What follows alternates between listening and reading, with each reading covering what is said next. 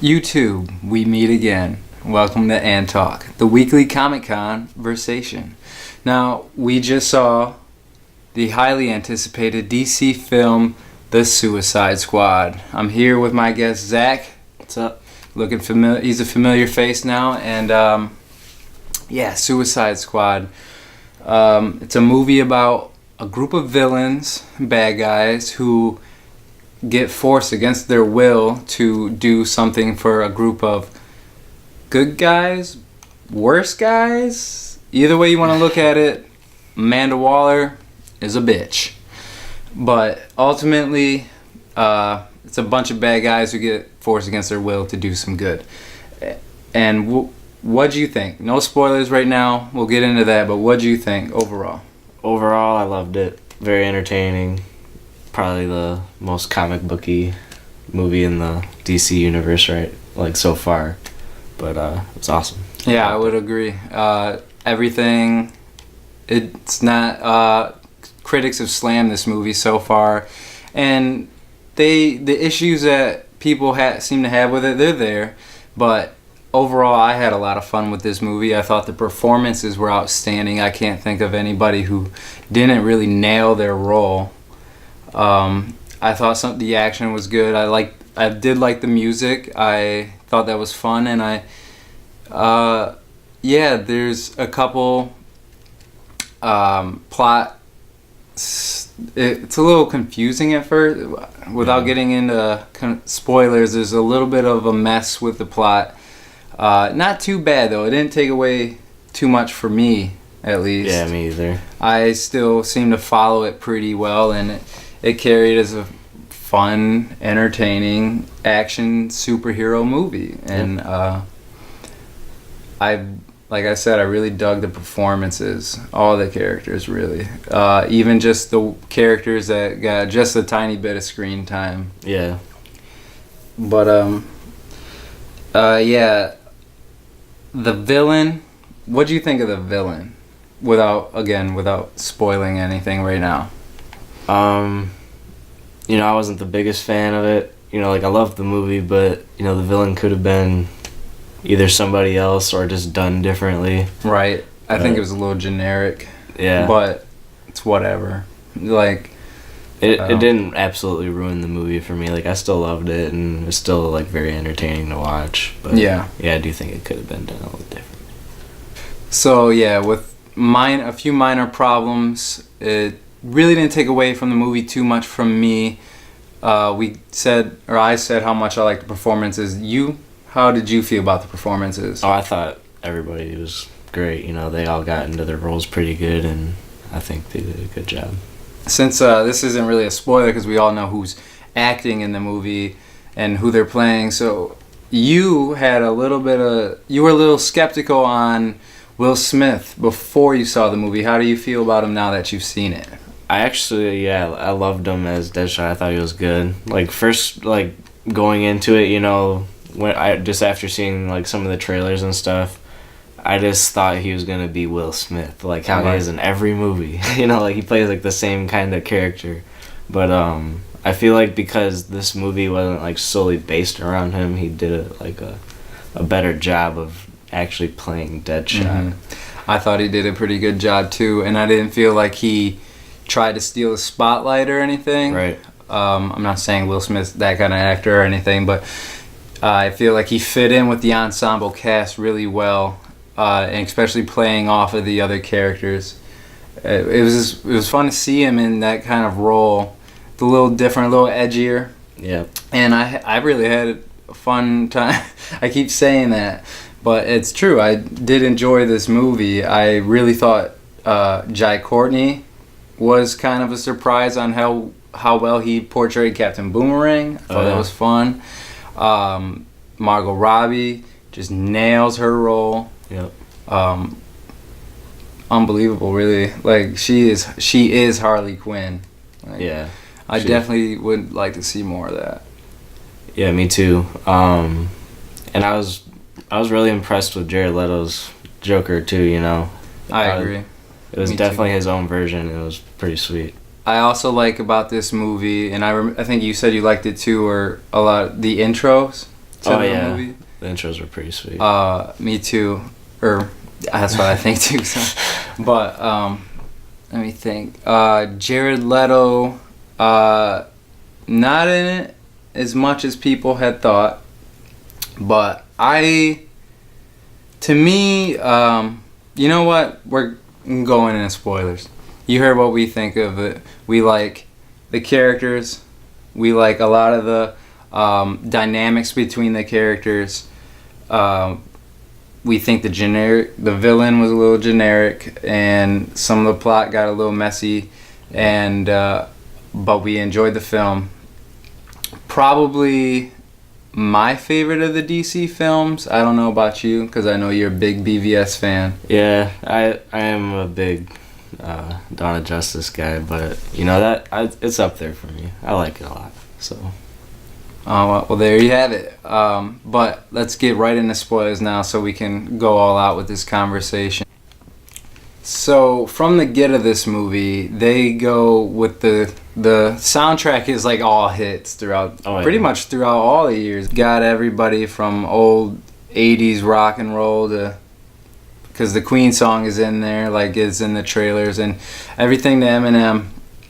And it starts off, Amanda Waller wants to put together a team, basically in response to Superman's death, and basically using that as if, yeah, Superman was a good guy, but what if the next Superman isn't such a good guy? What are we going to do? What do we have in response to that? And she wants to put together the team, Task Force X, which is known to people who read comics as the Suicide Squad. So she's got everybody's profiles like in a big book, like Deadshot and Harley, and she has Enchantress, and Enchantress is kind of like her main, it's like her ace in the hole kind of, because she's so powerful. But like I said, she's getting this team together, but there's really no reason for it other than she just wants to in case they need them. Yeah, like they don't really give them a specific like mission at first. Right. Like it's just kind of, let's just get these guys together because I've been wanting to do it forever. Like, yeah, it's like she makes it sound like she's been planning it and they've always denied it. So it's like, yes, finally I get to assemble my Suicide Squad. And Enchantress is one of her main people, and she's got the leader Rick Flag, because she thinks she's got both of them, because Rick Flag and June Moon, who's the girl that's possessed by Enchantress, they're in a relationship. So they got it by the hearts. Joel Kinnaman's characters, more metaphorically, and Enchantress quite literally with her heart. Like actually, she stabs the heart every time she gets out of line, and it really hurts.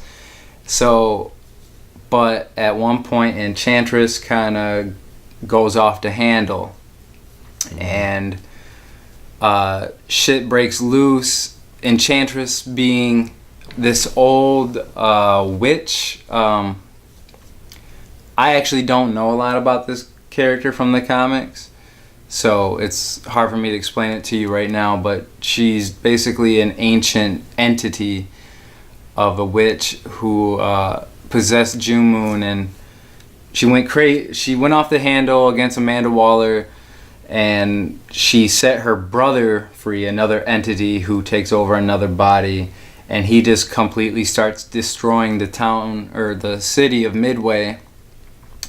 And that's when Amanda Waller says, you know, we got to get Task Force X together now. Yeah. And that's when they bring the Suicide Squad together. And so Amanda Waller, who is not a nice lady, what'd you think of Viola Davis and her performance? Perfect person to play Amanda Waller for sure.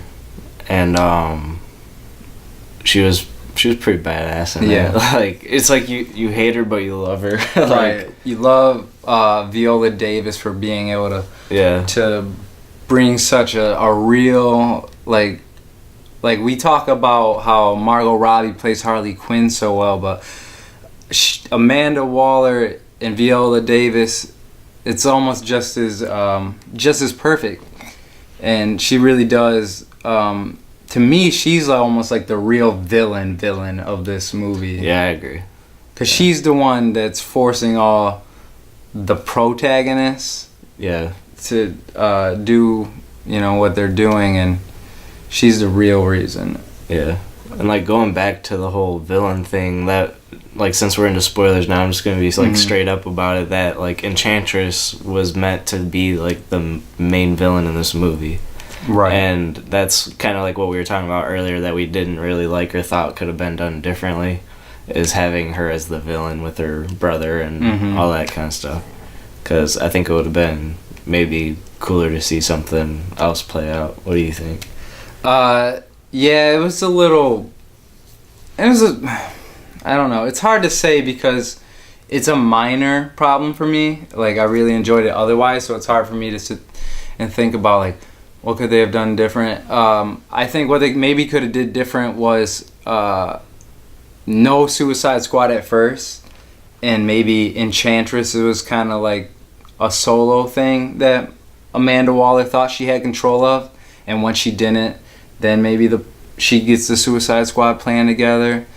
But yeah, they really didn't build her character much at all. They didn't really explain her character too much at all, or what was really going on. Like, she was building a weapon? Yeah, it was like some witchcraft sorcerer, like, weapon that she was, like, making in, like, the sky. And she to, like, take over the world, basically. Was it to take over or destroy the world? Like, I think it was take over, but... Yeah, because, like, she was... You know how Amanda Waller was saying that, like, she's going to keep living on... Right, even if we don't, and stuff like that. That's like, she's always gonna walk this earth, like. Yeah. So that's probably. And then, let's back it up a little bit. We'll get back to some of the messy stuff, the messy plot later. But like we said, we really enjoyed the intros. I really liked the dead shot at the gun range. Yeah. When you're shooting. That was pretty sweet. Yeah, with they gave him a whole table full of guns, and he just said, "Here, show us what you can do." And he's got like 4 or 5 targets, and he goes through all the guns, shooting all the targets in the head, and you see that each target only has 1 bullet hole, or the size of 1 bullet. Like, he like lined it up perfectly every single time and hit it in the same exact spot. I thought that was pretty cool. Yeah, it was really cool.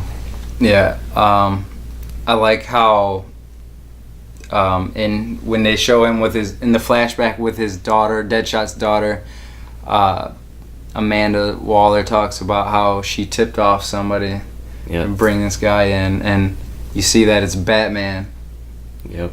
So Batman's actually in a couple scenes. He brings in Harley, he brings in Deadshot, and then there's a little bit of a Flash cameo. Yes, there is. He brings in Captain Boomerang. Yep. And it's real quick, but it's nice. I like it. It was pretty. It's cool. I like what they're doing with like his costume and everything. And also, like, even like with Dawn of Justice, like way back when they were like saying that he was gonna be the Flash. I was honestly kind of skeptical about him. Like, I don't know if he's gonna be good or not. I didn't like the long hair. Yeah, me either. But after seeing like the new Justice League trailer and like that little clip of him in Suicide Squad, I'm starting to see it. Like, I think he's gonna be pretty good. Yeah, I agree. And so yeah, Flash was cool, but going back to Batman, we had heard that the rumor was that we were going to be seeing Batman from the villain's perspective, which we did, but we had heard, or at least it was talked up, that he was going to be scarier. Yeah, it was because it was from the villain's point of view that he was going to look more like really scary, like horror movie scary, or at to least these intimidating. Villains. Yeah, just like show how scared the villains actually are of him. But they didn't really do that. It kind of was just, normal Batman. Right. Which I still enjoyed a lot. Yeah, and, by far. But, it's still... I thought he was still used well. It just they did talk it up like he was gonna be more like, you know, scary, like demon in the night. But Right. hey, whatever. So what else? In the beginning, in the intros, we see Harley and Joker's relationship and how it starts, or how it started and how it develops and where they're at now. And what did you think? You like Joker? You like Jared Leto as Joker? Oh, yeah. And, you know, I thought their relationship was very well done. You know, that's like what we've always like seen in the animated series and comics, and they finally like really brought it to the screen. I thought it was nailed. They're psychotic. They're obsessed with each other. It's like they're almost like kind of dependent, but like you still, Joker to me, it's like he only cares when she's not, you know.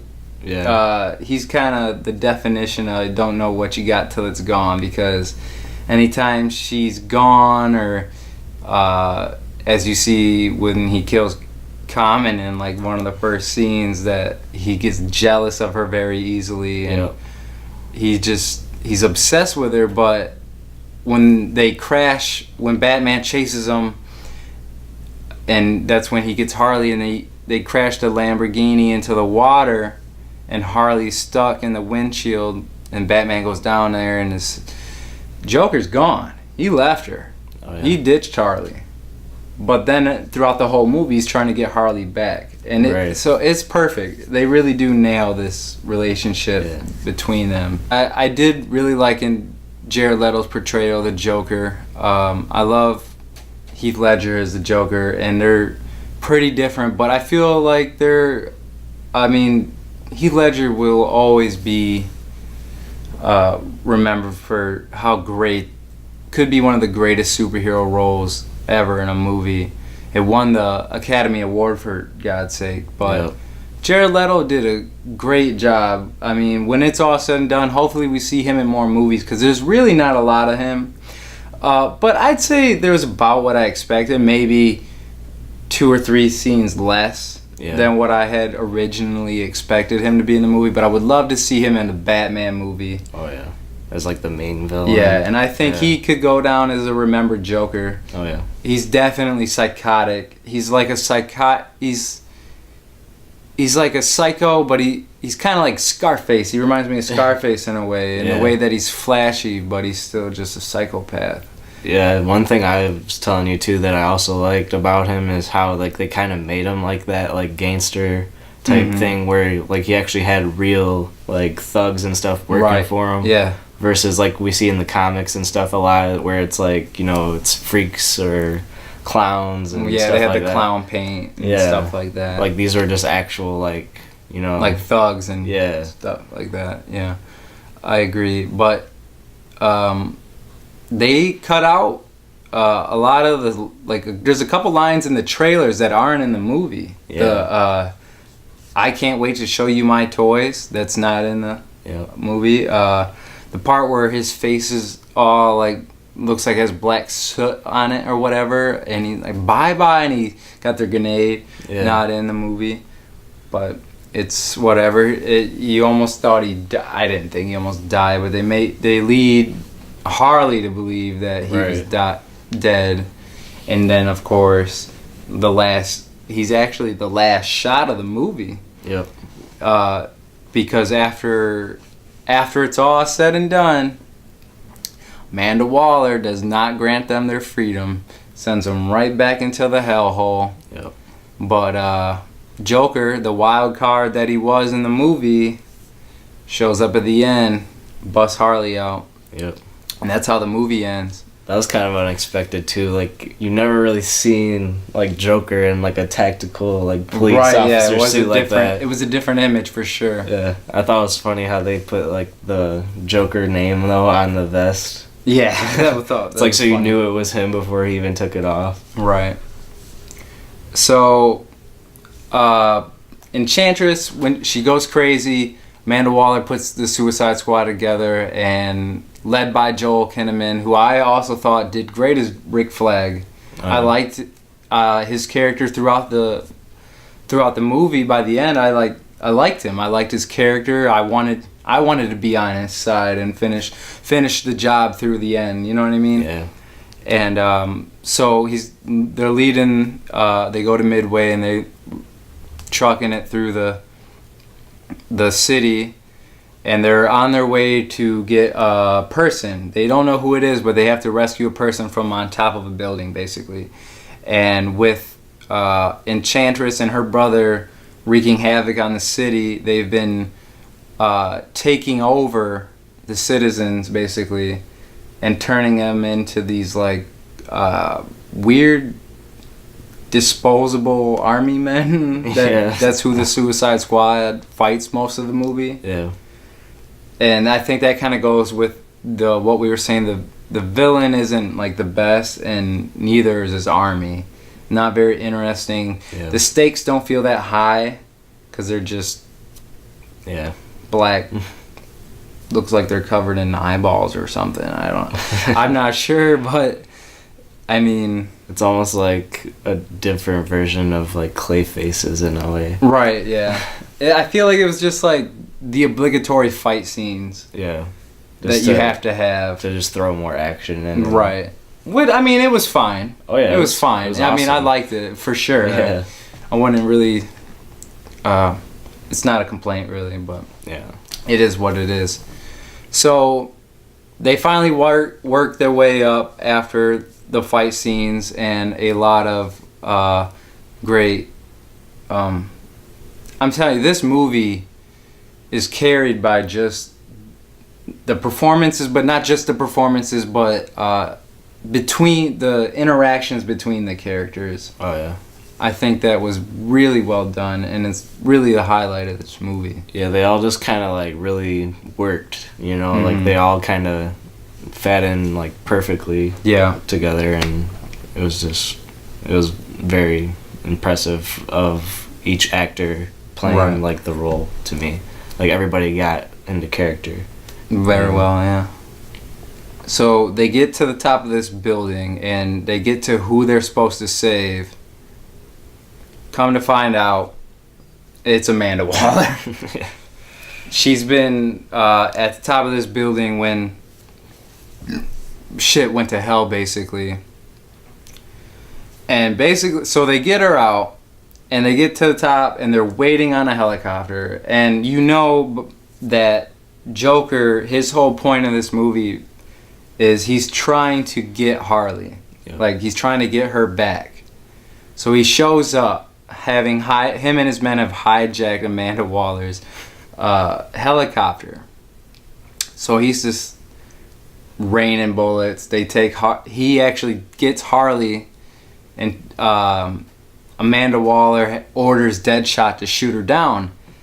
And he takes a shot, but he misses, and we all know Deadshot doesn't miss. Right. So it was intentional, but Amanda Waller has the helicopter ordered to be shot down, so it does get shot down. Harley falls, lives, but then we see the chopper crash. Yep. And it would seem that the Joker's dead. I know better. Oh, yeah. You know better. It was just from kind of like Harley's point of view, you know, because they showed her like getting all sad about it. Like, made it seem like he died to her, but I'm pretty sure most of the fans know he's not dead. Yeah. You know, this is his first appearance in anything. Mm-hmm. And like his first time playing the Joker, they're not just gonna kill him off like that. Speaking of dead, right off the bat, I'm pretty sure all his scenes are in the trailer, but as soon as they get going, Captain Boomerang and Slipknot kind of make a plan to, you know, let's work together and get the hell out of here. Mm-hmm. And it doesn't go well for them right off the bat.